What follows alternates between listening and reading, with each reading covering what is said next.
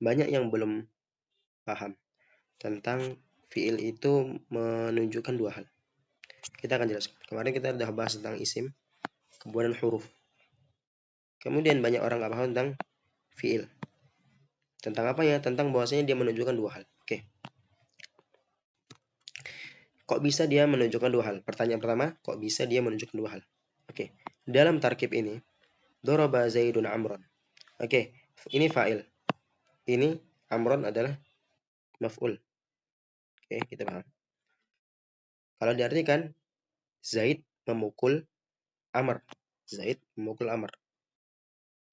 Nah, doroba berarti dia berarti kita ambil dari situ bahwasanya Zaid ini melaksanakan pukulan. Nah, pukulan ini namanya hadas, pukulan kepada Amr. Pukulan kepada Amr. Kepada Amr. Oke. Selain itu, kalau kita cermati juga, kita bisa juga mendapati dalam doroba ini itu zaman, yaitu zaman maldi. Jadi hadasnya dorbun. Bukan doroba ya hadasnya. Hadasnya adalah dorbun. Hadas. Hadas. Dan ini maldi. Oke, ini zaman. Oke. Artinya ketika kita baca doroba Zaidun Amron, kita bisa memahami dari kata doroba ini bahwasanya Zaid ini memberikan dorbun kepada Amr, yaitu pukulan. Paham? Memberikan pukulan kepada Amr. Harus paham? Dan ini yang namakan hadas. Oke, dari sini mungkin paham. Dari bentuknya kita udah paham. Kalau seandainya si doroba ini punya suatu pekerjaan, yaitu dorbun yang dia dilakukan oleh Umar kepada dilakukan oleh Zaid kepada Amr. Oke. Kemudian dia juga punya zaman, yaitu madhi. Zaman madhi. Karena fi'il mudhari itu menunjukkan madhi. Jadi kalau kita pandang dari sini, yang awalnya kita mungkin mengartikan daraba Zaidun Amran adalah Zaid memukul Amr.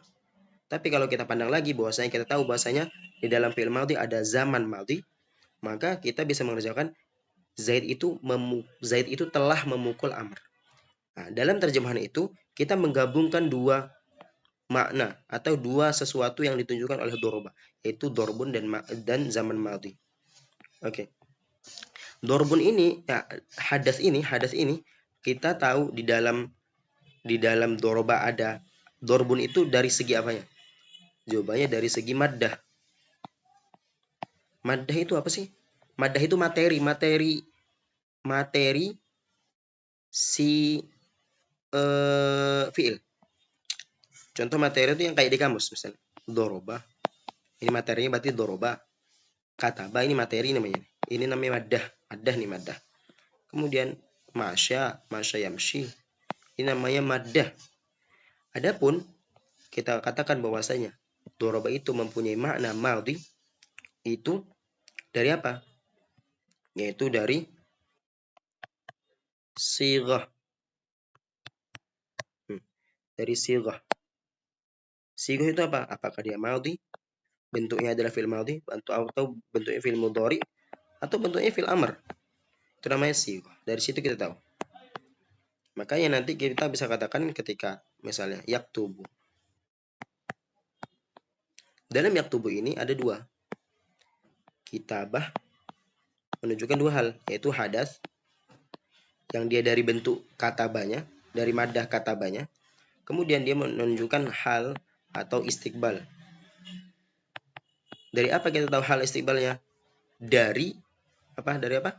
Dari bentuknya, dari sigohnya, yaitu mudhari.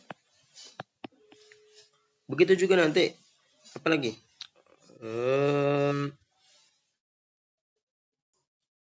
Apa lagi? Seperti bentar. Seperti apa lagi ya? Yanamu.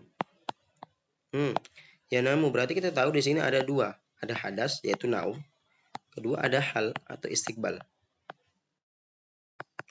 Ini zaman, ini hadas. Oke. Zaman hadas. Ini dari mana? Dari maddah diambil. Dari bentuk kata dari bentuk fiil nama. Dari situ kita ambil.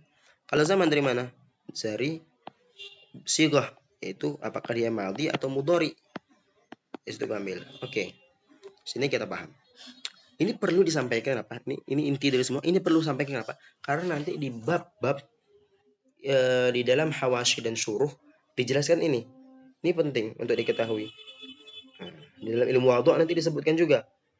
Karena itu kita perlu menyampaikan ini. Wassalamualaikum warahmatullahi wabarakatuh.